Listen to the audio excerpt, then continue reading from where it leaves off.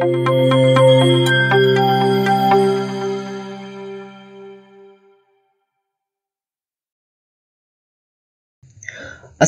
warahmatullahi wabarakatuh. Perkenalkan, nama saya Rahmadi dengan NIM D022339 dari kelas Informatika A. Baik, pada kesempatan kali ini saya akan menjelaskan tentang halaman web yang saya buat. Baik, yang pertama saya akan menjelaskan pada halaman home. Nah, untuk halaman home ini mencakup gabungan dari HTML, CSS, dan JavaScript. Untuk lebih jelasnya saya akan menjelaskan codingannya. Di sini ada HTML. Nah, di sini ada head. Di dalam head itu ada UTF-8. Ini mencakup hampir semua karakter. Dan kemudian di sini ada mengatur V4. Nah, kemudian juga di sini ada link untuk mengakses Google Font. Karena di sini saya menggunakan font Poppins dan sans serif. Kemudian juga di sini ada link untuk Feather Icon. Jadi di sini saya menggunakan beberapa icon dari Feather Icon. Nah, kemudian di bagian navbar ada navbar logo, yaitu Kuliner Polman. Nah, kemudian di sini ada link navigasi, yaitu home, tentang kami, produk, dan kontak. Nah, sekarang di bagian navbar ekstra, jadi di bagian navbar itu ada icon yang saya berikan, yaitu icon search, icon keranjang atau card, dan icon hamburger menu. Nah, icon hamburger menu, seperti yang kita lihat di sini akan ada icon hamburger menu akan muncul ketika saya kecilkan layarnya. Jadi seperti ini. Nah, sekarang di bagian hero section. Di bagian hero section ini saya berikan untuk menjelaskan website ini lebih jauh. Nah, kemudian di bagian footer, ini untuk footernya. Di sini ada copyright 2024 kedai kuliner Polman, semua hak dilindungi. Kemudian di sini bagian text script ada JavaScript, kemudian di sini ada link untuk memfusikan atau memanggil JavaScript-nya. Nah, sekarang kita beralih ke bagian CSS. Di bagian CSS, saya memberikan warna primer, kemudian ada warna background. Nah, kemudian untuk bagian body, saya memberikan sebuah font family Poppins dan sans serif. Kemudian background color-nya sesuai dengan warna dari background ini. Nah, sekarang untuk bagian navbar. Untuk buat bagian navbar, saya buat secara fleksibel atau flex untuk menata logo dan menu dengan posisi spasi di antara keduanya. Navbar ini bersifat tetap atau di atas dan responsif ketika tampilannya itu kecil.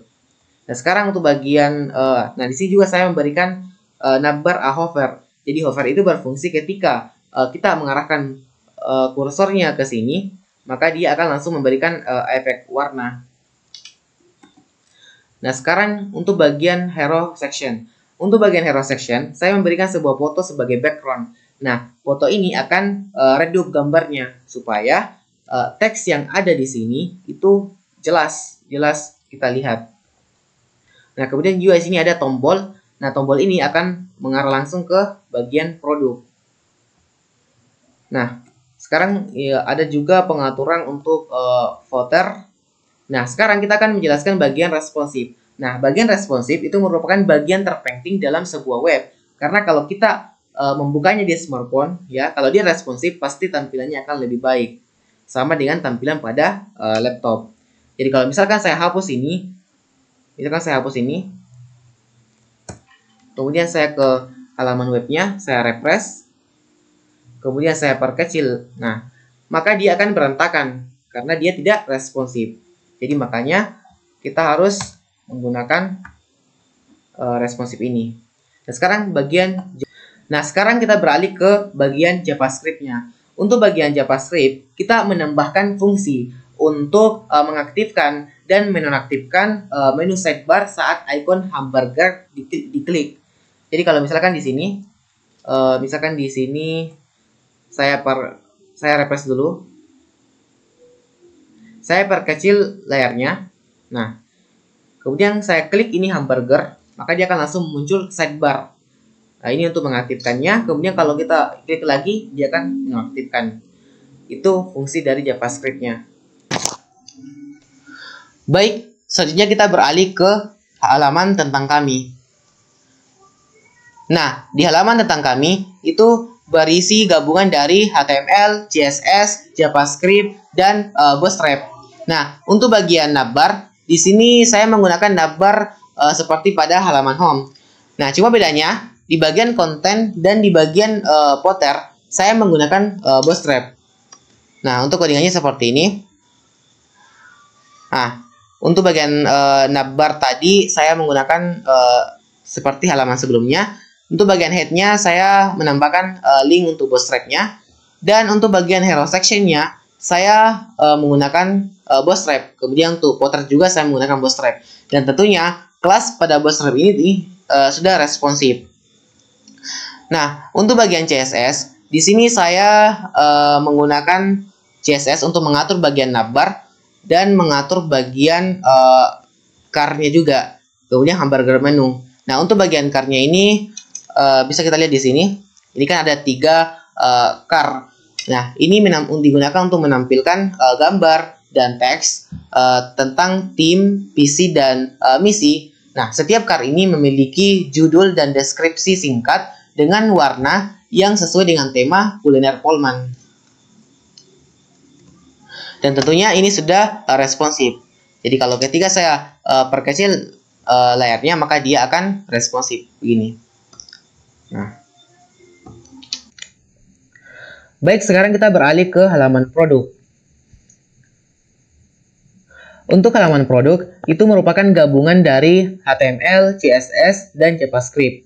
Nah, untuk tampilan navbar dengan footer, itu sama dengan halaman-halaman sebelumnya, yaitu halaman home dan tentang kami. Cuma di sini yang membedakan adalah bagian kontennya. Jadi kalau untuk bagian konten, di sini ada beberapa perubahan, yaitu ada list produk, kemudian ada item-item, dalamnya itu ada gambar, kemudian di sini ada tombol juga, ada tombol untuk beli dan ada juga tombol untuk keranjang. Dan tentunya tombol ini itu sudah menggunakan efek hover. Jadi efek hover itu diletakkan pada CSS-nya. Jadi ini untuk pengaturan efek hover. Jadi ketika saya mengklik ini, maka dia akan langsung memunculkan animasi. Dan ini juga sudah responsif. Jadi untuk pengatur, ini kan sudah responsif. Kemudian kalau saya klik hamburger menu, maka dia akan muncul ini melalui pemanggilan dari JavaScript-nya. Nah, ini untuk pengaturan dari responsifnya. Jadi kalau misalkan saya hapus ini responsifnya, maka dia akan berantakan. Maka misalkan saya refresh, nah dia akan menjadi berantakan. Maka responsif itu sangat diperlukan dalam sebuah halaman web. Baik, selanjutnya kita beralih ke halaman kontak. Nah, di halaman kontak, untuk bagian navbar dengan bagian footer itu sama dengan sebelumnya. Cuma di sini yang membedakan adalah bagian kontennya. Untuk bagian konten, di sini ada profil, ada juga form untuk mengirimkan pesan. Kalau kita lihat di codingannya, untuk bagian kontak section ini, di sini ada profil, ada kelas profil, kemudian ada formnya. Ada untuk formnya. Nah, di sini juga ada JavaScript-nya. Jadi ketika kita mengisi form, terus kita tidak isi semua, maka dia akan langsung muncul sebuah pesan. Atau misalkan kalau kita mengisi semua formnya, maka dia akan juga memunculkan pesan. Misalkan seperti ini. Misalkan saya isi, kemudian email, dia kirim pesan. Maka dia akan langsung muncul pesan Anda telah dikirim. Nah, seperti itu. Baik, itulah tadi video penjelasan dari saya. Kurang dan lebihnya mohon dimaafkan. Assalamualaikum warahmatullahi wabarakatuh.